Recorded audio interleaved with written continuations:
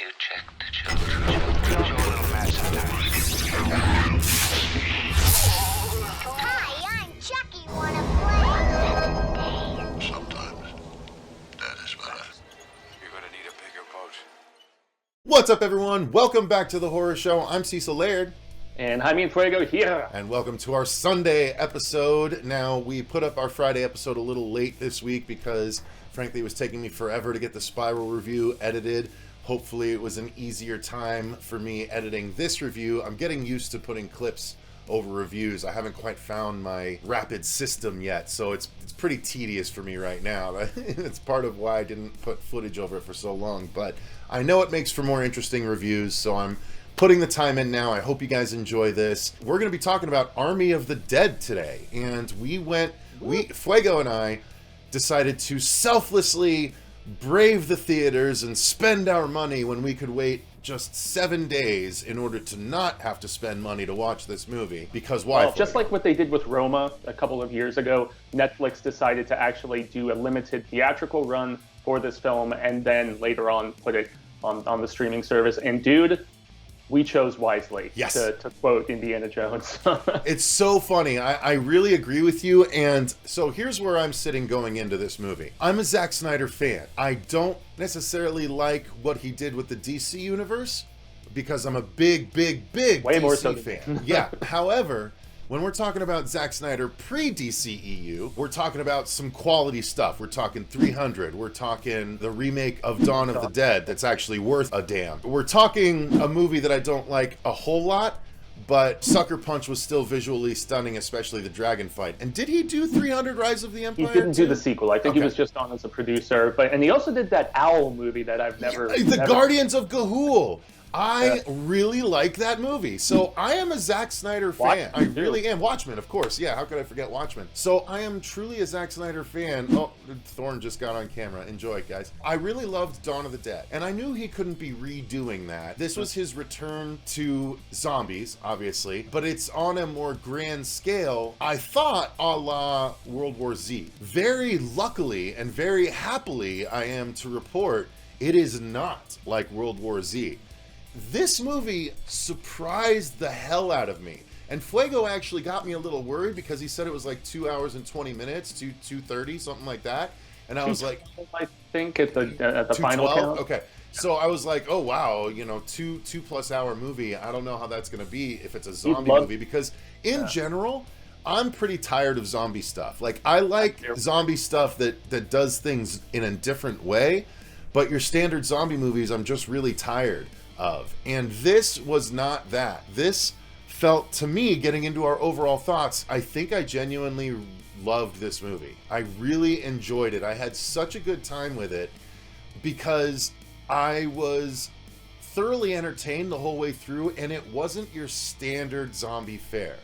Like, there were the Shamblers, but they were almost literally used as cannon fodder. So there's multiple different types of zombies, and we'll get into that a little bit more. Try and avoid the spoilers for you guys, but this movie just pleased me. He almost told an entire other movie's worth of story in the opening credits, and I genuinely loved that. The whole intro to the movie got me into the world in such an effective way. The 2+ hour runtime was what we wanted literally when we yesterday were discussing Spiral.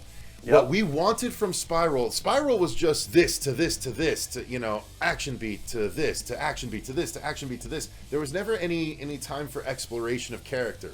Believe it or not, Army of the Dead takes time to develop and explore almost all of the characters in some way, shape, or form, starting with that visually stunning backstory for almost all of them during the opening credits. Like, I gotta give Zack Snyder credit. He used the opening to give backstory, but he used it via his unique visual storytelling techniques, right? And so I was impressed off the bat, and I was like, we'll see what goes from here.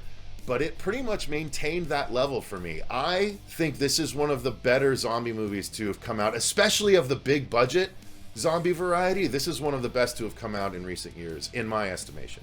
Fuego, I'm dying to know if you agree or disagree. I'm right there with you, actually. All right. I really dug this movie. And more so than anything, I was surprised by the tone, because I thought this was going to be just goofy, shoot 'em up kind of fun. And granted, there were some significantly serious moments in that Dawn of the Dead remake that James Gunn scripted, but I was just taken aback by some of the father-daughter stuff. It's all encapsulated in a very Zack Snyder-esque, because he loves doing, whether it was Watchmen or even the Justice League Redux, he loves these slow motion intros with like extended stuff going on. And how they changed that Viva Las Vegas song from being so good, upbeat and so happy and violent, and you know you're having fun with these characters. That one beat where it was like, "Look out, Elvis, Viva!" Yeah. I was like, "Oh shit!" I was wondering if that was Richard Cheese or not, who was before the girl came on and started singing. But then, and it's very reflective of how the tone changes within the film at times. The second half of the introduction starts to show more death and more carnage, and there's those two characters that get lost when they're dropping down that box to finish off the wall, and it became more somber. And the fact that I literally almost teared up. Like I was this close, and I was like, am I tearing up in the first 5 minutes of this movie like I did Up? And this is a Zack Snyder zombie movie? Like, Jesus Christ, what am I in store for here? Yeah, when the character ran back into the arms of the other one, despite knowing what's going to happen, I was just like, this movie is not what I was expecting it to be, but in the best possible way. And so that's not to say it was a perfect film or anything. There's some really corny dialogue. Sure. And my biggest criticism, I didn't like the character they replaced Dalia with. I could see some of the green screen stuff. I did. I quite liked Tig. So, I quite liked Tig. So some of it worked for me dialogue-wise, and then there were other parts where the delivery was a little stilted for me. It was really just some of the dialogue, but everything else from a cinematography standpoint, which he was the DP for this too. Oh, really? Wow. Yeah. This was the Snyder show, man, in pretty much every. Is Robert Rodriguezing this? Yeah. I mean, he didn't score it, obviously. That's really the only thing that he wouldn't have done. But yeah, this film, it caught me off guard with some of the emotional moments, and we'll get more into it with the story and with some of the acting for sure. But I went in with expectations, but not like ginormous expectations. Mine were very low. I gotta say, mine were very low. Like the trailer looked okay, but it just looked like your standard zombie fare, zombie action. And it ended up being a lot more than that to me. And again, before we dive even deeper, I will say, I'm definitely, and I think this is what you were kind of alluding to at the very beginning, I am very, very glad I went to a big screen to watch this movie. This, like normally a zombie movie, Walking Dead has kind of conditioned us to see zombies on a TV size.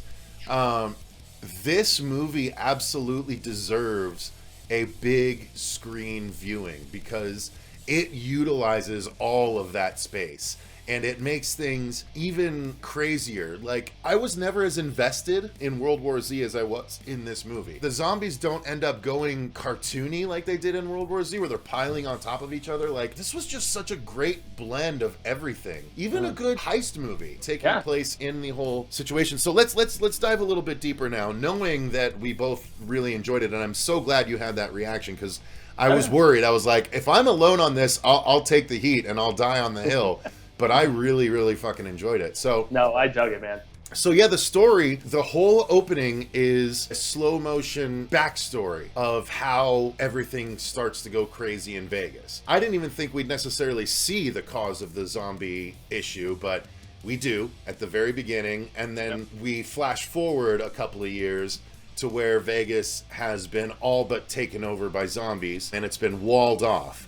And we see that process in slow motion during the credits. And that credit scene is where we're introduced to basically all of our main characters for the rest of the movie, which was fucking brilliant. Again, this is where I think Zack Snyder has graduated into knowing what his strengths are and playing to them through the whole film.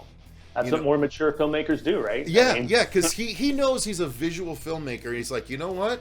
I'm not just going to do cool slow motion visuals. I'm going to use those visuals to tell my story. Rather than using, stilted dialogue through the entire thing, I'm going to do this visually for the introduction. And my God, was it effective. So we see how Vegas gets walled off and we meet these characters that basically get called upon by Scorpion, because that's the guy that played Scorpion, right, in the Mortal Kombat movie. Was it? Yeah, I think so. I'm not sure. Yeah, No, I'm pretty sure. I'm pretty sure that's the same guy. And so he goes to Dave Bautista to gather a crew in order to try and steal millions of dollars from a Vegas hotel before it gets nuked by the government to destroy all the zombies, right? So that's the plot of the story. And Bautista has to gather his crew, see who's going, see who's not. He has to get a safecracker, he has to get a helicopter pilot, he has to get people to handle all the zombies as they go. He gathers this crew and they go in, and you think it's going to be, okay, it's them versus zombies, and is it running zombies or slow zombies? But there's actually way more to it. When you get inside the wall and the characters are there, you have this character called the Coyote that's been inside and kind of knows what's going on. And she explains that things have evolved inside the wall. There are the shamblers, the dumb, slow zombies, but then there's also the zombies that were created by the original Patient Zero that creates what are called alpha zombies. These zombies are much faster and they all think. They work as a unit. And it's really fucking cool. And there's one king zombie and there's kind of a queen zombie as well. And again, without spoiling, the fucking zombies have an arc. Like, literally, there's an arc to the bad guy zombies. And that never happens in zombie movies. And it made them so much more engaging. Fuego, when I tell you that I almost shed a tear for the king zombie, I cannot believe that that actually happened for me.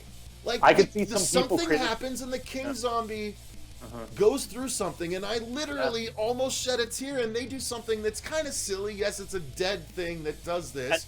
But and that's what I was going to say. Some people will criticize that bit, but I thought it hit for me. I don't care. Like, I'm in the suspension of disbelief realm when I'm in this world, and I'm not going to be like, that wouldn't happen because zombies are technically dead, and it wouldn't. That didn't matter. There was obviously something abnormal about this, and the fact that I cared about the freaking zombies, it blew me away, and it made for so much more of an engaging story. So again, that's what has to happen. The crew's trying to steal this money, and there's an added wrinkle where Bautista's daughter ends up having to tag along for reasons that are a little bit too long to bother explaining here. And so there's that added thing. And so I think that's a good segue into the acting once we get your thoughts on the story as a whole, Fuego. What did you think about how it played out? Yeah, once again, more emotional resonance than I was expecting, especially with the Bautista daughter dynamic. But there's a couple other friendships that are very well written, like the German safecracker. Yeah, Dieter and the black guy, yeah. Dude, I loved their dynamic. I thought it was great, and we can get more into that in the acting. I thought that was cool. And even, I guess, side characters like the YouTuber, and his girl. And his girl, who was, this is the thing, I saw she was Vasquez badass. You beat me to it. I'm sorry. I was just about to say it. I apologize. And I was also going to say that I saw some Aliens parallels in this, to be fair, not just with this ragtag team of, miscreant, misfit, whatevers that are trying to accomplish this mission, but there is also a Burke-type character who is trying to acquire something, and there is even a bit with a helicopter near the end, Bishop, that's right. Damn you! Yeah, so there was... I could see where the inspiration was derived to a degree, but it brought interesting new things, in my opinion, to the zombie mythology with the bit that you mentioned where you see the emotion of the... I never thought I would see a king zombie riding on a goddamn horse, man, but we got to see this movie. And the zombie tiger was so dope, too. Yeah, and also the... That scene, by the way, that attack, when they paid off the zombie tiger, I was like... Oh, this is awesome! Just smashing around, playing with the prey before really going for it. Dude, that was such a great scene. Oh. Yeah, it was good, man. And also, I liked what they did with the fact that stragglers or trippers or whatever the hell, how there's just these piles of them along the walls, and they're like, what do you think happens to something when it's out in the sun all the damn time? It dries out, and she was like, you should see what happens when it rains. They kind of come back to life. I thought that was really cool. I thought they were alluding to that it was going to rain. I was hoping it was going to rain, but it didn't need to. Honestly, I forgot about it until you just brought it up. It was a cool tease, but yeah, man. I mean, the characters, while some were a little thinner than others, I still thought that they were all written well enough between their different dynamics and their camaraderie, and especially Batista. And this is a good segue into the acting. That guy has grown as an actor so much in the last few years, and it continues to. I mean, I think it was Blade Runner 2049 where I was like, okay, he can do more than just be jokey Drax kind of guy. And he's just gone on to do even better stuff than that. His comedic timing is still great. Little is very funny, much more so than I think a lot of people gave credit to. But he is just coming into his own, and the fact that he's going to be in Dune, the fact that he's going to be in the Knives Out sequel, he is still lining up all of these bigger jobs, and he is stoic and he's this brute, awesome presence, but yet he's like that big, lovable teddy bear type in this, and he has a few emotional moments where one with his wife, and many with his daughter, and the playfulness, where he's talking about his food cart that he wants to start and all this my God, stuff. yeah. I mean, yeah. I will say, he's really good at this. I was under the impression that he was following sort of the Rock's trajectory, right? He's got that charismatic, huge, beefy dude thing going for him. Oh, yeah. But I feel like this movie, believe it or not, this movie about a zombie-ridden Las Vegas heist, this movie is, to me, and I haven't seen Blade Runner 2049, so bear with me on that. Yeah, he has a very small part in it, but this movie really showed me a more dynamic range than I've even seen from The Rock in the past 15, 20 years. I wouldn't believe The Rock breaking down as well as I believe Dave Bautista breaking down. That scene with his wife and daughter, yeah. I did cry during that scene. He genuinely got me. Like, genuinely, he's this big beefcake, but the pain, and when he woke up from the nightmare and was like, I'm like, dude, I'm feeling for you so hard. Oh my God. Batista raised his acting level to me in this movie. He went from I love him. He's like, he's like a 7 as Drax. Like, he is so great, but he hasn't displayed a lot of the other stuff. To me, this jumped him up to a 9. I'm really impressed by him, and briefly touching on the rest, I thought the entire supporting cast was great. I thought Dieter was awesome. I thought the guy that he bonds with throughout the movie was awesome. And yes, touching briefly on Tig, who replaced Chris D'Elia, it's funny, as I watched every scene that I watched with Tig, as it moved on, I kind of replayed as if Chris was there. And I honestly felt like Tig fit the role better. Like, I kind of liked that. And I enjoyed Tig's character. I thought she did a great job. So I genuinely liked her portions of the film. And yet I'm not as big a D'Elia fan from, back before all the shit hit the fan with him as you were, because you and I went and saw him stand up, many years ago. Yeah. And maybe it was just the dialogue that they wrote for her, because that's still, as far as the writing goes, there is some corny stuff in here. Some of her quips I didn't think worked as well, because they were probably written for D'Elia. And so the fact that, I don't know how much they reshot and how much they green screened, because I know they did a combination of both with her. And yet lots of her scenes was just her, as opposed to her being around the other actors. So I don't know, as the film went on, especially, it never bothered me, honestly. And I tend to be pretty critical of that kind of stuff. But if it did you, that's a fair criticism. Yeah, and not to the point where I was just like, oh, what the hell is this person doing here, or anything. I liked the acting the whole way through. There was no one that bothered me. There was one guard guy that starts off, he's the prick, so you hate him because you're meant to hate him. And then he gets folded into the plot later, like the coyotes, like, we need one more person. And I was like, oh, this isn't going to end well for him. So I kind of liked that. But yeah, because she was thinking that the entire time. You have to imagine, without spoiling stuff, that was going to be the offering, so to speak. So yeah, acting wise for you, Fuego, any others to touch on before we move on? The girl with the exploited shirt, the coyote, she was terrific. And even though it's kind of a lesser role, our stand-in for Vasquez was badass and had one of my favorite action sequences in the entire film early on. Just going to town, just like slaughtering these zombies, man, and I thought that hibernation aspect was really cool too. they expanded on zombie mythology to in an interesting fashion. And I know we are already past the story, but yeah, okay. that was something that I was just impressed with, and it was one of my favorite sequences, man, where she's just going to town. I loved how long it went on. It went on so long that you're not sure genuinely what's going to happen. Oh my God, she might actually get out of this, and the payoff is so good. I want to jump into the music because I gotta say I was not necessarily the happiest with his musical choices in Zack Snyder's Justice League, but the musical choices in this one I thought were so on point, and I mean, they all made sense for Las Vegas. they made sense, but they were also a little off for the tone of the scene they were showing, which somehow worked in almost every case. I really liked how they used the music in this movie. Yeah, and I also like the fact that we had eerie covers of two of my favorite 60s songs. Like, I loved the Bad Moon Rising cover, which was kind of like almost bluegrassy, with the female vocalist singing. I love that cover, and I'm going to seek out who did it, because I've heard ominous covers of that. I think there was one in particular they used on True Blood that I thought was pretty good, but it was more of an industrial rock sort of approach, whereas this one was incredibly stripped down, and it made it even more eerie. And Bad Moon Rising by CCR is one of my favorite songs. And we also get a great cover of The End by The Doors. So that was another great one. And also the acoustic version of Zombie. I've been waiting to hear the Cranberries Zombie in a zombie movie for so friggin' long. And the fact that somebody finally just seems like a no-brainer.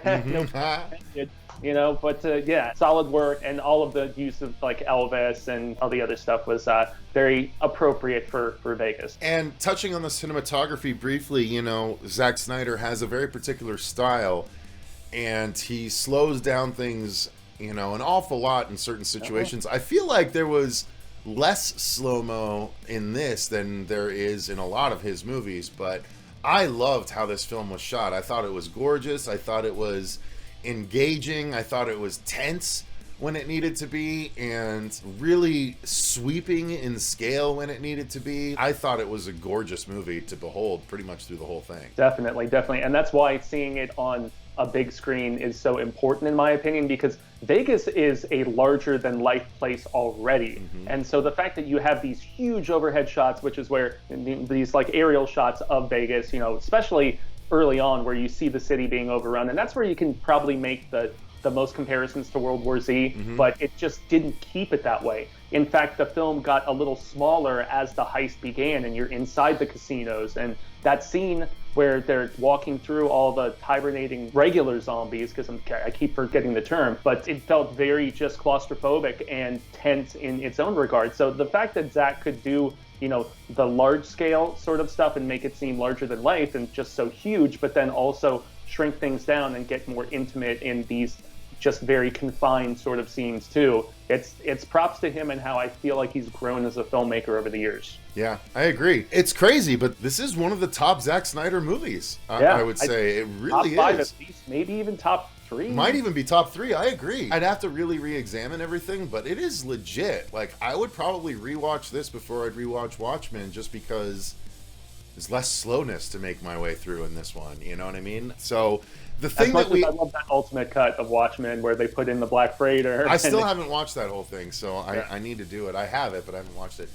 Obviously, the biggest thing we need to touch on for a horror movie, a zombie movie, a Zack Snyder movie is the gore. And can I just say, as one of the biggest gore hounds on the channel, if not the biggest gore hound on the channel, I adore the gore in this movie. I absolutely thought it was awesome, from the opening scene where there's people getting destroyed and eaten, and the jaw being torn off of the soldier. jaw being torn off in the Zack Snyder slow-mo fashion. So we mentioned briefly earlier the tiger attack, and I was hoping that it was going to end in a really aggressive way, and my God, did it end in the most aggressively satisfying way. I was like, yes, bitch, yes, show me. Like every other movie, the last 5 seconds of the scene would be the first second and then cut away. This movie gives you the full 5 seconds. Again, I'm not going to spoil what happens, but it was so deliciously satisfying for gore hounds. And I was like, yes. And there was a scene where there was a zombie smashed between two walls. That was cool. They just got elevated in a practical way, and it was so much fun. And you could tell that they were just having fun. And to the 50 cal in the opening credits scene, Fuego, the one zombie on top of the car that just literally gets shredded, starting at the top and going all the way down the body by the 50 cal. It was so much fun. Because she just kept shooting and shooting, and she just went down through the entire body. Dude, it's the like gore in this movie was fucking phenomenal. It was CG, it was practical, it was the best kind of mixture, and I absolutely loved it. Yeah, there's a cool decapitation halfway through of a very important zombie within the grand scheme of things that I thought looked really badass. That leads to one of the tears that I shed. Yes, yeah, exactly. And yet the ebb and flow of all of this, once again, and I keep reverting back to story, but the fact that we would have carnage and craziness and violence and stuff, and then it would kind of ease back, like take its foot off the gas pedal a little bit, and have characterization and Character development.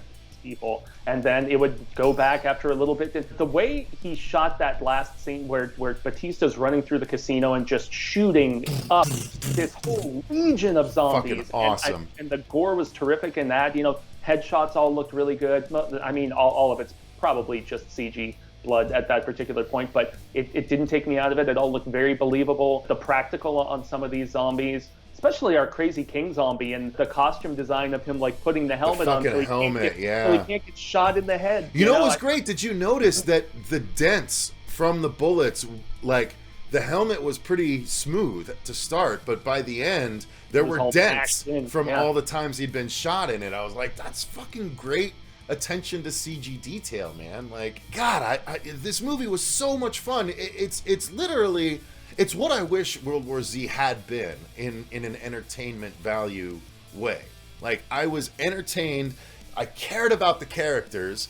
I cared about the bad guy zombies, which again, let me just state that one more time.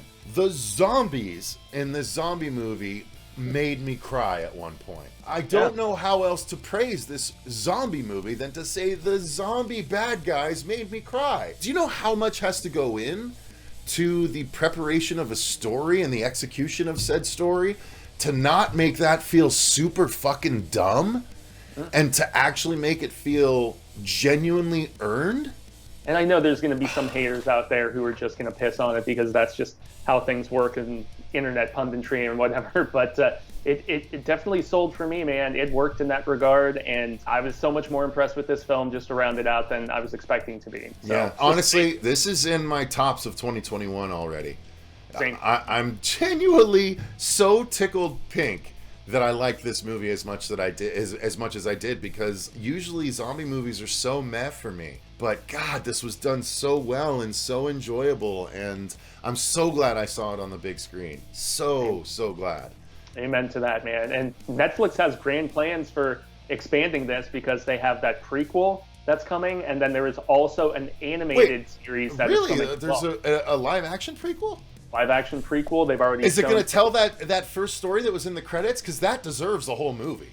I don't think it has like our characters from this in it. I think it's a whole different cast of characters. Maybe when the outbreak initially happens is what I'm assuming, being a prequel. And then there is also a animated series that they're doing as well. So yeah, grand plans, man. Well deserved. Yeah. So yeah, guys, I don't think we're going to do a spoiler section on this one. I'd rather you guys just go and experience it for yourselves. But I think it's definitely absolutely worth your time. It's worth your money.